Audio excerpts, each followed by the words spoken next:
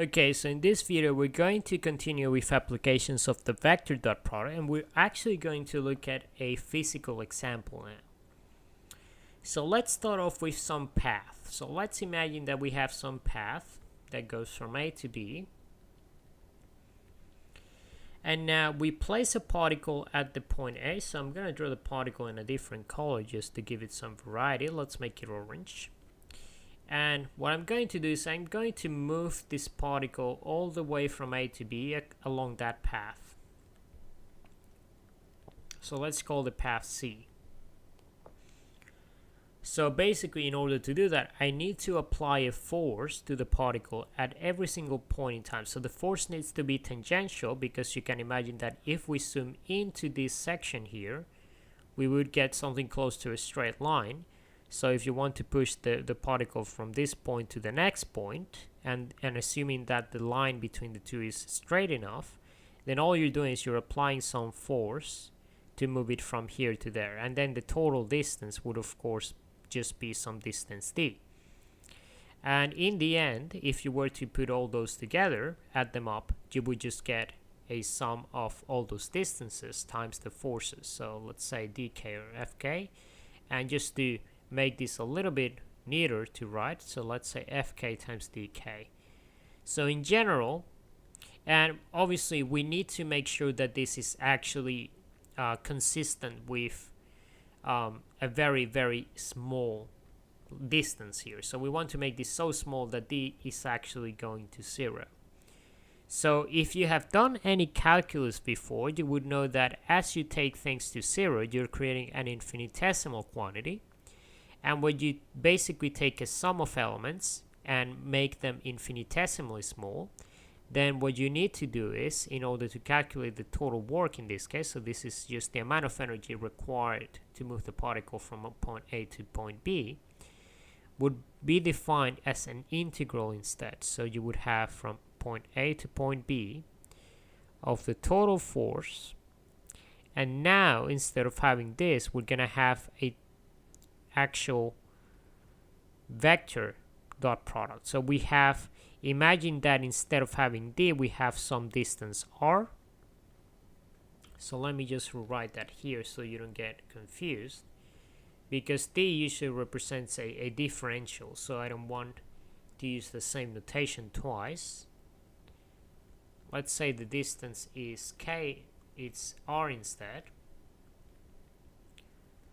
So rk, and all I'm doing is I'm making this infinitesimally small such that I can actually take the dot product at each point, and that will give me a certain amount of work. And if I take a sum between points A and B, so the integral is just a sum of infinitesimal elements, that will give me the total work.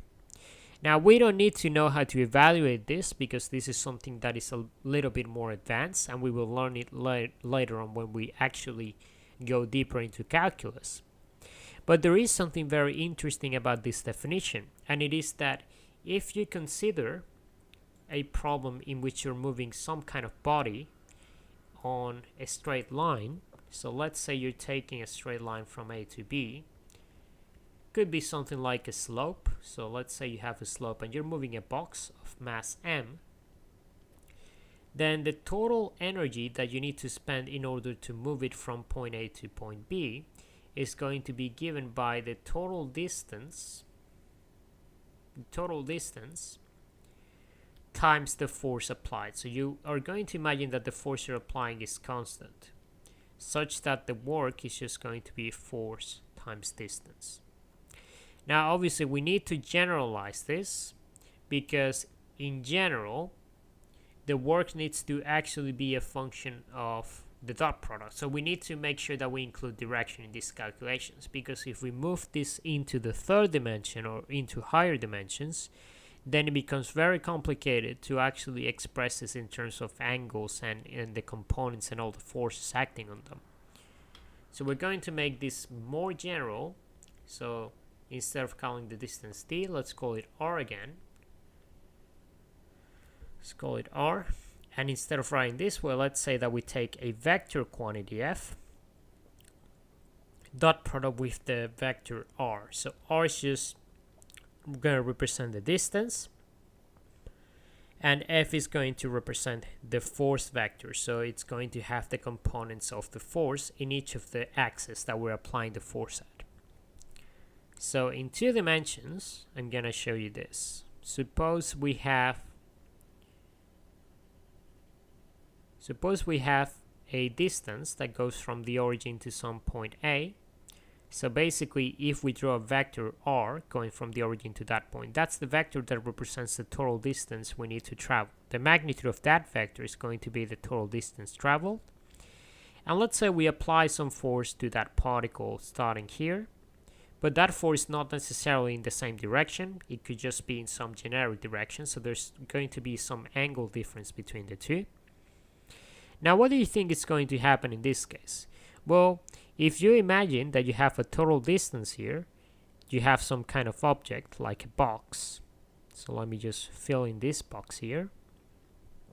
And then I just apply a distance at a force at some angle, theta. What's going to happen is that the component of this vector that is pointing perpendicular to the surface is not going to have any effect on the motion of this box from point A to point B here. The box needs to move along this direction, so the only vector component that is going to have any effect on the motion of that box with respect to this surface is going to be the horizontal component.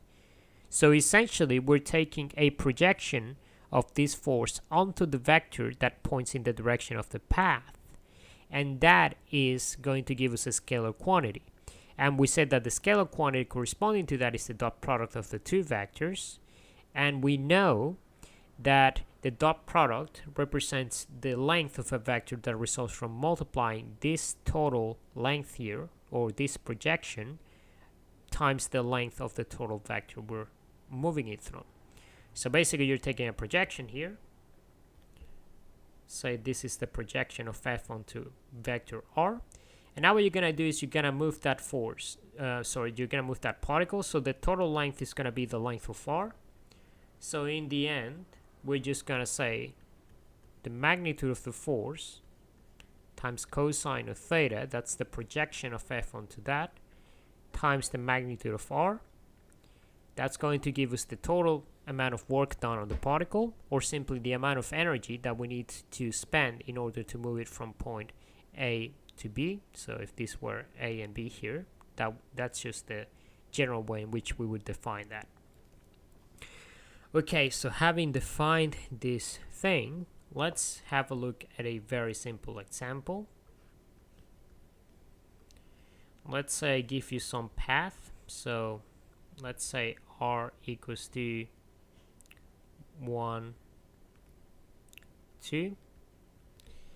And then we apply some force. 0.5, 0.2. Now I want to find the total if I want to move a particle from point A to point B here. Then I need to take the projection of F onto this path, and then I'm going to multiply the components together. So the total work done on that particle, and also let's include some units. So this would be in units of newtons. This would be in meters. So the total work would be 0.5, 0.2 dot product with 1, 2.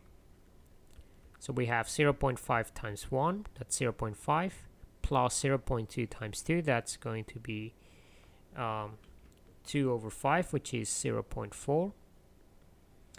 And then we're going to get 0.9. So the units for work or energy are just joules. So we need to spend 0.9 joules of energy in order to move that particle from point A to point B using this particular force at that angle. So that's it. That's basically how you calculate work on a particle. And we're taking a straight path here, but in general we can use the integral definition that we talked about at the beginning of this video, and that's something that we will do later on when we discuss vectors with respect to calculus. So that's something called vector calculus.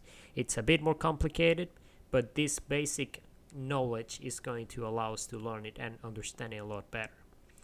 So in the next video, I'm going to go through some more examples of physical applications of vector operations, and then we're going to move on to some more interesting definitions.